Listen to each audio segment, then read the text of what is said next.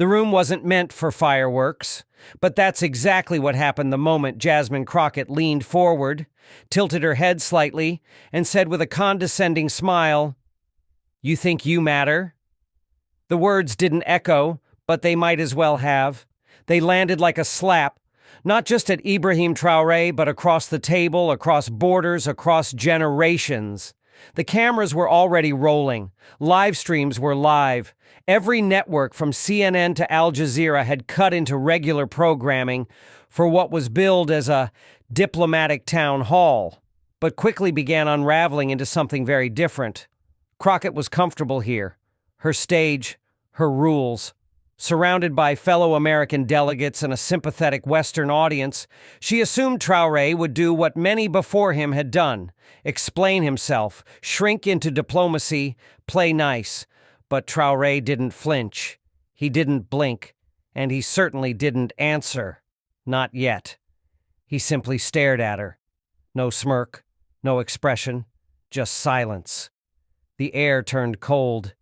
Even Crockett shifted slightly in her chair, unsure now if her jab had landed or just bounced off something immovable. A producer in the back whispered, "Zoom in on him." Another voice snapped, "No, zoom out. Show both." The tension was visual. Crockett tried to recover. "I mean, seriously, you stroll in here talking about respect, about partnerships. Let's get something straight. We built the system. You're lucky to even be sitting here." That's when Traoré leaned back slowly in his chair. Still no words, just that look. Not anger, not arrogance. Something else, something unshakable. A young journalist live tweeting the event typed, "Traoré's silence is louder than her mic." And that's when people started paying attention. Not just to the words being said, but to the man not saying them. Because sometimes the most powerful answer is the refusal to play their game. It wasn't just that Traoré said nothing. It was how he said nothing. Crockett expected discomfort, maybe even an emotional outburst. But instead, Traoré sat still, spine straight, chin slightly raised, like a man used to storms, unimpressed by wind. His silence wasn't empty, it was heavy, deliberate. And it exposed something she hadn't anticipated: her own noise. Someone in the back whispered, "He's not reacting. What's his angle?" She tried to push again. "You know what this is, right? It's not about power plays. It's about progress, about diplomacy, about civilization." The word civilization hung in the air like poison. Traoré finally moved. Just his eyes. They flicked from her face to the American flag behind her, then to the cameras, then back to her, and still nothing. Crockett scoffed. "Right. You don't speak unless it's rehearsed." Laughter erupted from a few seats in the audience. Nervous, artificial, like a laugh track added too early. Then Traoré slowly placed his palms on the table. He didn't open his mouth, but somehow everyone leaned in, instinctively, as if bracing for a storm they could sense but not see. "I see," he finally said. Just 2 words. His voice was low, calm, not defiant, simply present, fully. He let the silence return after those 2 words, then calmly pushed the microphone aside. It scraped the table with a harsh, metallic sound. Crockett blinked. "I see?" she asked. "You see what?" Traoré stood, not in defiance, in purpose. He pulled a folded sheet of paper from his jacket pocket, placed it gently in front of her, then turned toward the crowd. "I'll answer with actions," he said, "not applause." And just like that, he walked off the stage, in front of millions watching live. The paper? It was a signed agreement, one that the American delegation had been trying to keep buried for months. A document outlining resource deals, coercive aid packages, and a clause threatening sanctions on African nations that failed to comply with U.S. environmental conditions. Conditions never enforced on themselves. Crockett's hands trembled. And the silence? It wasn't his anymore. It was hers. Crockett stared at the paper like it was radioactive. Her confident posture began to collapse. The smirk that had defined the moment? Gone, replaced with a tightening jaw, scanning eyes, and the unmistakable look of someone who just realized they had been outmaneuvered. A producer offstage whispered to a colleague, "Cut the feed?" But another voice shouted, "No! Keep rolling! This is real!" News outlets exploded within seconds. Breaking. African leader drops. Hidden U.S. document live on air. Who leaked the deal, and why is the White House silent? Traoré turns tables on Crockett. Literally. She tried to recover. This isn't an official agreement. This is a draft. Unsigned, irrelevant. She muttered into the microphone, eyes darting between the cameras and her staff behind the stage. But the seal at the top was clear. The signatures at the bottom were real. And one of them was hers. The crowd began to murmur. Traoré, already halfway down the corridor, didn't look back. He didn't need to. Because what Crockett hadn't calculated was this. The game she'd mocked him in wasn't his to win. He came not to impress, not to please, but to reveal. And now that he had, the power she assumed was hers started to feel paper thin. Crockett grabbed the mic with forced calm. Let's be clear. This isn't about one document. This is about maintaining order in global partnerships. Without structure, we have chaos. Without leadership, American leadership, the world drifts. A reporter stood up mid-sentence. Congresswoman, how do you explain your signature on a deal that punishes African nations for rejecting U.S. terms? Another, did you intend to keep this hidden from the public? Another, is this how the U.S. defines partnership? The room wasn't on her side anymore, and in the back of the room, someone from an African delegation whispered to a colleague, "He didn't shout, he didn't fight, he didn't need to." Somewhere between her smirk and his silence, the power flipped, and now it was Jasmine Crockett who found herself on defense. The cameras kept rolling, but the momentum had turned. Staffers scrambled behind the curtain. One frantically whispered into a phone, "Get the comms team. We've got a situation." Another was already on damage control with headlines, "Misunderstood draft, taken out of context, complex geopolitics." But the public wasn't buying spin. Traoré had struck not with fury, but with clarity, and that made it hit harder. Backstage, reporters tried to chase him down. "Mr. Traoré, was your move planned? Was this revenge?" He paused briefly. "No," he said.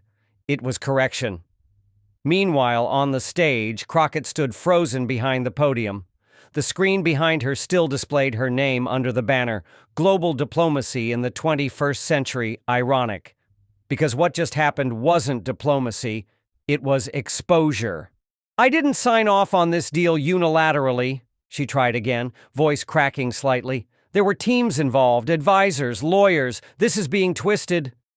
But the crowd was no longer listening. They were watching the replay. The clip of her saying, "You think you matter?" was already being chopped, looped, and captioned across every platform imaginable. And Traoré's silent stare? It had gone viral. Even late-night talk show hosts were jumping in. One quipped, "Jasmine Crockett just got roasted by a man who only used 4 words the whole night."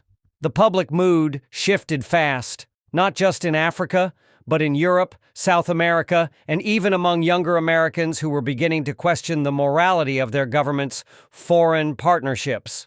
One African student tweeted, "They laughed at him. He showed them the mirror. Now who's laughing?" Back in the green room, a White House aide turned off the monitor and muttered, "We underestimated him." By the next morning, Crockett's team was in full damage control mode. Leaked memos, carefully scripted interviews, attempts to reframe the situation. Phrases like strategic ambiguity and complex global dynamics flooded news outlets. She sat down with a friendly anchor that evening and said with a forced laugh, "It was a misunderstanding. The paper was an early draft, not meant to be seen as official policy." But no one was buying it. The footage had already burned itself into the public conscience. Her smug tone, his silence, the paper, the walk-off. And even worse for Crockett, She was losing control of the narrative not just online, but inside Washington. Privately, allies began to distance themselves. One senator told Politico off the record, "She poked the wrong bear." Then he showed up with receipts. Another whispered, "If she can't handle someone like Traoré in a public setting, what happens behind closed doors with real opposition?" Even within her own caucus, conversations started shifting. And as for Traoré, he didn't say another word publicly, not one tweet, no press conference, no statement. He just kept moving. 2 days later, he landed in Brazil and was met with applause by leaders critical of Western overreach. Then South Africa, then Turkey. In each place, the same quiet message resonated. We don't need to shout to be heard.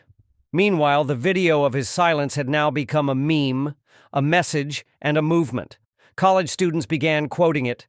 Protesters held signs that read, "Respect is earned in silence, not your pawn." Traoré was right. Even American teenagers were remixing the clip to music, making it a symbol of defiance against scripted politics and hollow diplomacy. Back in D.C., Crockett walked into a closed-door strategy meeting. Her top advisor slid a folder across the table. "What's this?" she asked. He didn't look up. "Opposition research," he said quietly. "On Traoré." She froze. "So now we're going after him?" The advisor hesitated, then said, "No, we're trying to survive him." The Capitol lights stayed on late that week. Inside a private strategy room in D.C., a group of officials, some elected, most not, gathered around a long walnut table. On the wall, a paused frame of the now viral moment. Crockett's smirk, Traoré's silent stare. It was more than an image, it was a threat. Someone broke the silence. "We let this get out of hand." A man from the Department of State leaned forward. "He didn't just embarrass her, he exposed our process, and worse, made silence look noble. That's a branding nightmare." A CIA liaison dropped a dossier onto the table. "There's chatter. Africa's younger leadership class is beginning to rally around him, not just in words, in policy. They're calling it the quiet doctrine." Crockett sat in the corner, arms crossed tightly. She had been on fire just a week ago. Now she looked like a casualty of her own arrogance. "This can't just be a PR cleanup," she muttered. "It's becoming ideological." Her chief of staff nodded grimly. "It already is. And we've lost control of the tone." The digital war room showed the data. Traoré's name was trending in over 30 countries. TikTok edits, YouTube explainers, podcast debates. The top Google search, "What did Traoré expose?" Then came the bigger issue. "He's not campaigning," said an analyst. "He's not asking for donations, not forming coalitions. He's just walking into rooms and unraveling the structure by being what we're not. Composed, unshaken, and ready." Crockett snapped. "He doesn't get to define diplomacy. We do." An advisor shot back, "Then maybe act like it." The room went silent. For the first time in her career, Crockett realized the real danger wasn't that Traoré spoke, it was that she did. And every word she uttered since that smirk only made his silence louder. It started with a leak. Not from Africa, not from the media. From inside Crockett's own communications team. A staffer, anonymous but clearly close to her inner circle, sent an audio clip to an independent journalist. In the clip, Crockett could be heard ranting in a closed-door meeting. "I don't care how dignified he looks. He's a populist wrapped in a scarf, that's it. You want respect? Then show up like the rest of us, not like a messiah on mute." The journalist posted it raw. No edits, no commentary. Just 6 hours later, it had over 10 million views. The backlash was instant. African and African-American commentators called it coded language, a colonial tone dressed up as modern critique. Crockett's attempts to play the professional victim now sounded hollow, even arrogant. Her comments weren't seen as frustration, they were seen as proof. Proof that Traoré's silence hadn't just unnerved her, it had revealed her. Across universities, students organized impromptu silent circles, mimicking Traoré's posture, his poise, his restraint. The message wasn't about being African. It was about dignity. One sign read, "They talk. He listens. We choose him." Meanwhile, Traoré remained silent. No statement, no denial, no gloating. But then came an unexpected turn. He accepted an invitation to speak, not at the UN, not at a press conference, but at a youth summit in Senegal. No teleprompter, no handlers, just a circle of students from across the continent asking questions. One girl, no older than 16, asked, "Why didn't you respond when she mocked you?" Traoré smiled softly. "Because some noise fades faster than silence." The crowd didn't erupt. They absorbed it. And in that quiet, something shifted again. Back in D.C., Crockett's campaign team stared at poll numbers. Her approval rating among international policy voters had dropped 13 points in a week.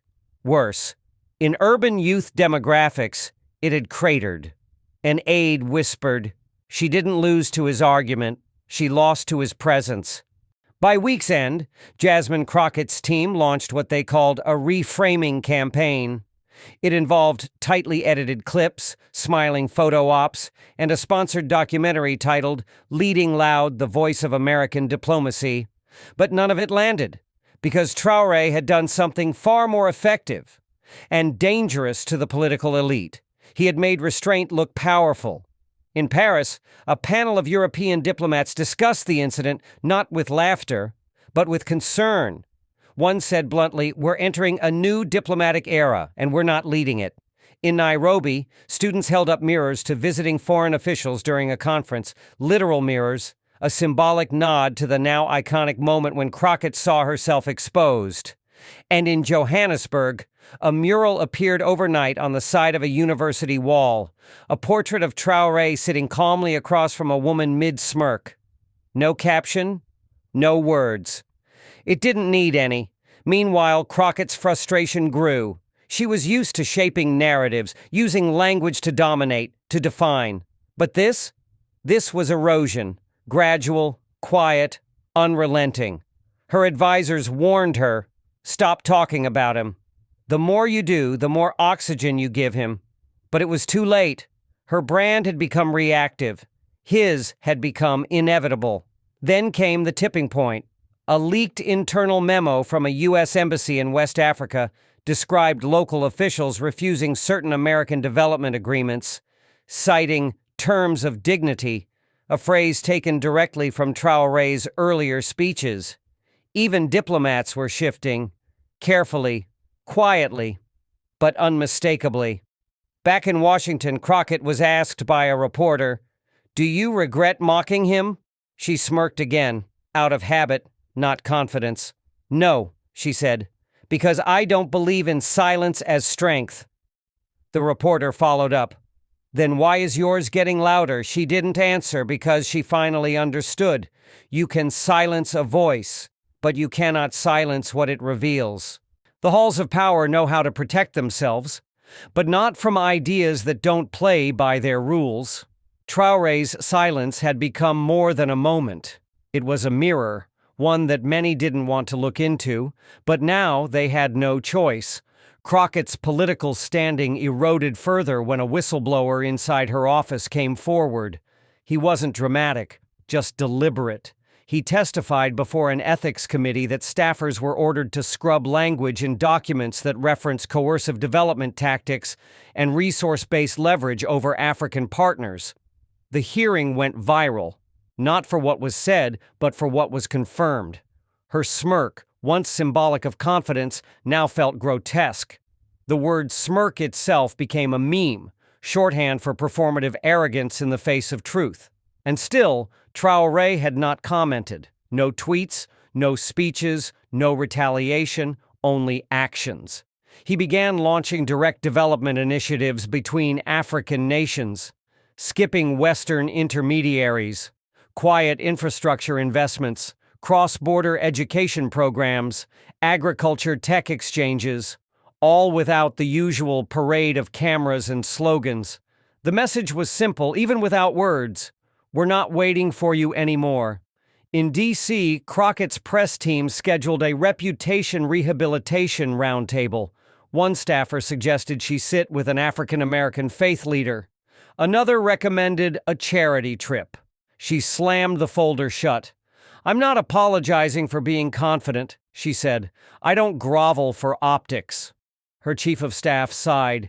"You don't need to grovel. You just need to stop being the loudest person in the room when you've already lost the floor." Outside the Capitol, a crowd had gathered. They weren't chanting. They were silent, holding signs. "Dignity doesn't yell." Silence revealed the truth. "We saw you." She looked out the window and realized it wasn't about Traoré anymore. It was about her and what silence had uncovered. It ended how it started, not with fireworks but with stillness. Months had passed since the confrontation. Jasmine Crockett's name had faded from headlines. She still held her seat, still gave speeches, but something had changed. The smirk was gone. Her voice, though still sharp, carried less weight. People listened out of obligation, not curiosity. Traoré, meanwhile, had become a symbol, not a savior, not a messiah. Just a reminder that leadership doesn't have to shout. In Kigali, in a crowded school auditorium, a teacher asked her class, "What does diplomacy look like?" One student stood up and said, "It looks like someone who knows when not to speak." And just like that, a generation understood something Washington hadn't. Crockett eventually returned to the conference circuit. At one panel, she was asked what moment she'd undo if given the chance. She didn't hesitate. "That day," she said. "With him." The moderator nodded. "Because of the document?" She shook her head slowly. "Number because I spoke too soon. And he didn't need to speak at all." Traoré, when asked about the incident during an interview months later, didn't directly address Crockett. Instead, he said, "Some moments teach, others expose. The world decides which is which." And then he smiled, not with triumph, but with peace. The final image of him that year wasn't at a podium. It wasn't at a rally. It was a candid photo taken from behind. Traoré walking through a village road, hand in hand with a child asking him what silence means. "It means listening," he said. "To what?" "To what they fear you'll notice." The child nodded as if it made perfect sense. And somewhere in a city far away, a former congresswoman sat quietly in a room full of advisors, trying to figure out how she lost the world. To a man who barely said a word. In a world where power is often measured by how loud you speak, Ibrahim Traoré reminded us that true strength sometimes sits in silence. Jasmine Crockett came to dominate the room, but left exposed by the very thing she underestimated: restraint. This wasn't just about politics, it was about presence. It wasn't just about what was said, it was about what couldn't be denied. And in the end, the question wasn't whether he mattered, it was whether we were finally ready to listen. Thank you for watching The Untold State. If this story moved you, subscribe for more bold, untold confrontations that reshape the world we think we know.